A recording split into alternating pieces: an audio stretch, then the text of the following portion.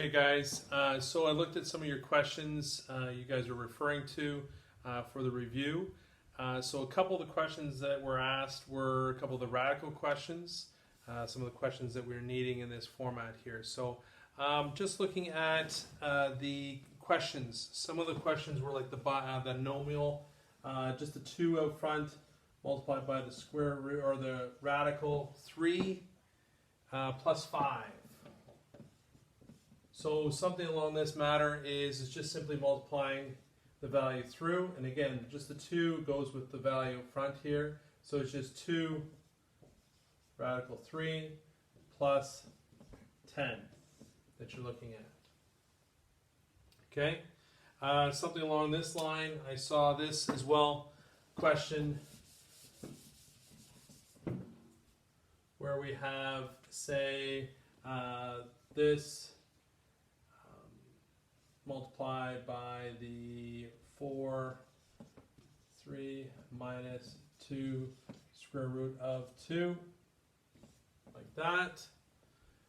Here in this case, it's just 7 times 4 is 28 root 3 minus 14 root 2. They're not like terms. They're not like terms, so we cannot subtract those values. Okay? Next one is a binomial. So that was just one single number being multiplied through. Next we're going to do is a binomial. Okay? So something along the line like this, be 2 root 3 minus 3 and 3 root 2 plus 4. Let's just say something along that line. Okay? So first off, we have to multiply the number 2 and 3, which makes it 6, and 3 times 2 makes it root 6. Okay. Next one we're looking at is just the 4 and the 2, so we're looking at plus 8 square root or root radical 3. Here in this case, we're looking at the next one here, a negative 9 root 2.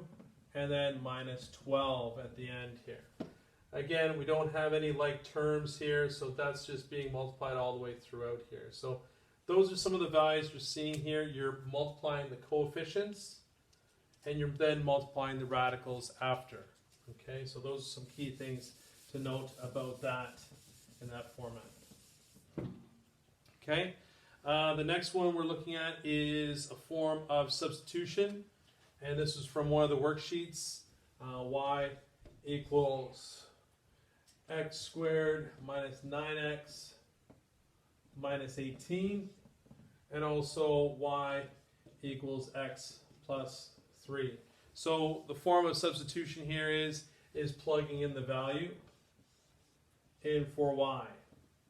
Okay, so making this x plus 3 equals x squared minus 9x minus 18. And now what we want to do is make this side equal to 0. So we're bringing everything over to the other side. Bringing the x, other side, negative x. And then also bringing the 3, which is minus 3. Collecting like terms, x squared minus 10x minus 21.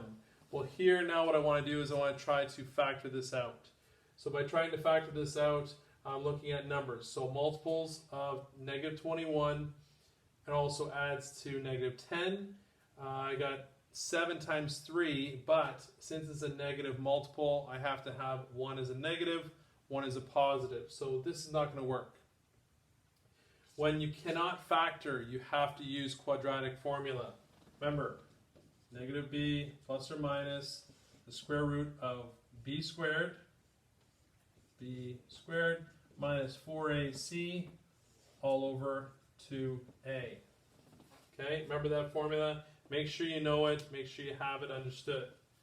Okay, so in that case, my b value is my negative 10, so I'm going to make that 10 plus or minus negative 10 squared minus 4. A is my 1. My C is negative 21 in that format. all over 2a, which is just 2 as my value. Okay, let's clean this up a little bit.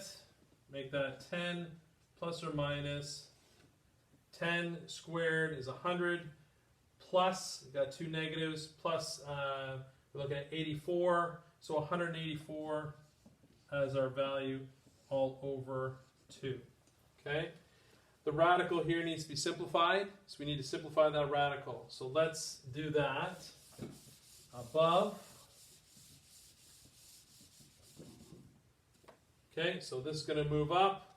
We're looking for factors of 184, but we're also looking for factors that can, and we use these numbers, 16, 25, 36, 49, and so on. I look for that value right there, and I take 184 and I divide it by one of these values, perfect squares, to try to eliminate it or reduce it and make it smaller. So 184, I can take 36 and my 184, okay? Or, 4 and 46. So the only one that is optional is 4 and 46, and I'll show you that. So 10 plus or minus square root of 4, square root of 46 equals the square root of 184. 10 plus or minus 2, square root of 46 divided by 2. And now we can simplify this. The best I can pull from this is a 2 from the top and the bottom. So 10 divided by 2 is my 5 plus or minus root 46. And there's your value for that right there. Now if you want to evaluate it out and get your numbers that you're seeing here, you can do that as well for your points. Now once you get those points, that's what you're looking at. So now once you get this point, now what you're going to do is you're going to substitute in for your value. Okay, these are your x-intercepts, so substituting that in for that. So you can substitute that 5 plus square root of 46. So let's do that. So 5 plus square root of 46, and we're looking at 11.78. So 5 plus the square root of 46 is 11.78. And 5 minus square root of 46. So 5 minus square root of 46, and we're looking at negative 1.78. Okay, so those are my x values. Those are my x values. Now what I want to do is I want to take these x values and substitute into one of our equations. Well, the best equation to use is the linear model. Okay, the linear model is the best option. So the linear model we had from above was y equals x plus 3. Well, we know our x. We know our other x. So we put y equals 11.78, add 3 to it, and y equals 14.78. We do the other side. Y equals negative 1.78 plus 3. You can do that. Negative 1.78. Negative 1.78 plus 3. And we're getting y equaling 1.22 as our value. So our coordinates that we have here are 11.78 and 14.78. Here we have negative 1.78 and 1.22. Those are our coordinates, our x and y coordinates for our points of intersection, POIs. Okay? So that was one that was asked, what if I cannot factor it out?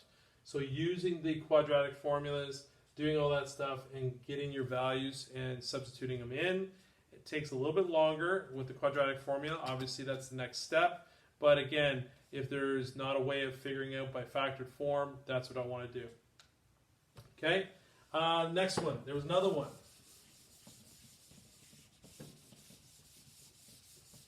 One to take a look at here. And here we get y equals x squared plus 6x plus 3, and y equals 3x minus 7. Okay, and again, we want to be able to substitute that in. That y value goes in for y. So 3x minus 7 equals x squared plus 6x plus 3. Make this equal to 0. Bring everything over. So plus 6x, I'm just combining them, minus 3x, plus 3, plus 7. Okay? X squared plus 3x plus 10 is my value. Now, a good way of checking here to see how many solutions there are, sometimes before you even try looking for your x values, they may ask you how many real solutions are there. Well, I can check by using my discriminant. My discriminant is b squared minus 4ac. Okay, so there's my discriminant. That's my discriminant value. So if I plug this in and see how many solutions there are first, then it kind of helps me out to realize, okay, how many points of intersections do I have? Do I have 1, do I have 2, or do I have none? Okay, so in this case, I'm looking at this. I'm looking at 3 squared minus 4 times 1 times 10. Here I have 9 minus 40, which is equal to negative 31. So if my value, if my discriminant is less than 0, I have no real solutions. Okay? So no real solutions in this case, so I don't even have a point of intersection. The graph is missing the x-axis completely. Okay? And again, it could be above the x-axis opening up, or it could be below the x-axis opening down. So those are some key things we're looking at as well. The linear model could be above, and it could be opening down. So, for instance, something along this line here, where you'll see it something like this. You'll see a line like this, and you'll see this opening down over here. So the line is completely missing the graph itself. So there's no points of intersection in that format. Okay? The last but not least was question 8, looking at our max values with factored form. So let's just say, for example, 8b. So 8b we're looking at. And it is f of x, and we're looking at x minus 3 and x plus 7. X plus 7. They want to know the x value and if it's a max or min. Well, let's talk about this for a second. We know right away that this is a min value. Okay, it's opening up. Okay, min value. And because of that, it's because of my a value. A value is positive. So if my a value is positive, the value up front of the brackets, it's positive, it's opening up. If it's negative, it's opening down. So here in this case, we know that this is a min value. When I have factored form like this, what I can do is I can find my x-intercepts. My x-intercepts are 3 and negative 7. 3 and negative 7 are my x-intercepts. So, to find the x value of that minimum vertex, that value that we're looking at, I just simply add 3 plus negative 7 divided by 2. So we're looking at negative 4 divided by 2 equals negative 2. X is equal to negative 2. So that's my vertex. My vertex is going to be negative 2, and now we need to find my y value. To find my y value, I just substitute that into my x value, and I can substitute that in. So watch, negative 2 minus 3, and negative 2 plus 7, and here we get negative 5 times 5 equaling 25, and here we have our value at negative 25 as my value. Negative 25 as my number in this case. Okay, so that is my vertex that I can see here. When I have it in factored form, I can simply just look at the x-intercepts, find their midpoint. That's the x value of the min value, the vertex. and then plug it into the formula to figure out your y value, and then you come up with the actual answer. Okay, just a few things on that. Radical values, doing some of those things like that. Let's take a look at 4C, last one, 4C.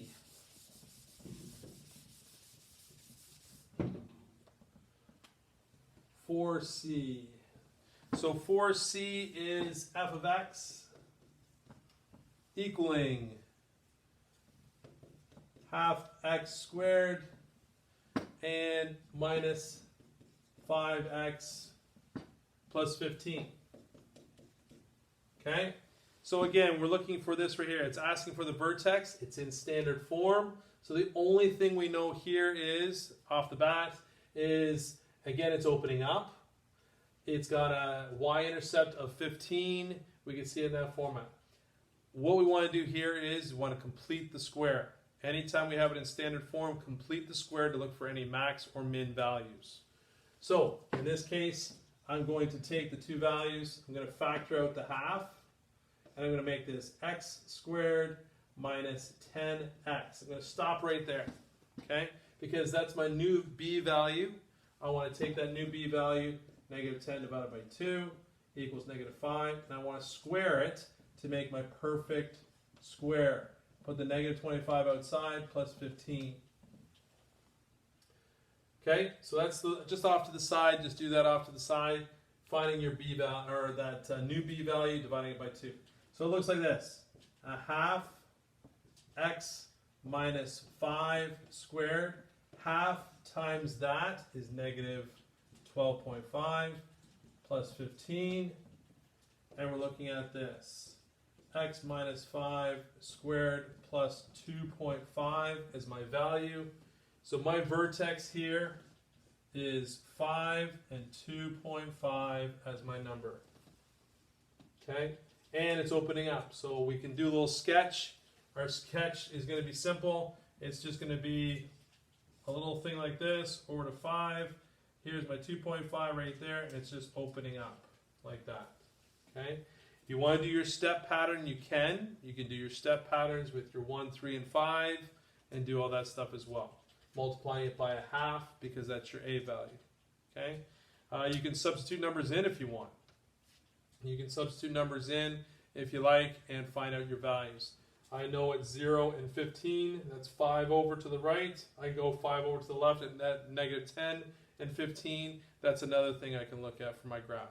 Just using key points that you know of and refer back to that. Okay? All right, guys. With the test tomorrow, we'll look at handing that out right away. I'll give you guys an opportunity to do that. I'm going to allow you to use your review sheets. You can use your review sheets if you like. I can't really figure out if you're going to be doing that or not. Just try to make it as best as you can. Get those into me by tomorrow, and we'll get that taken care of. Okay, guys? Talk to you later.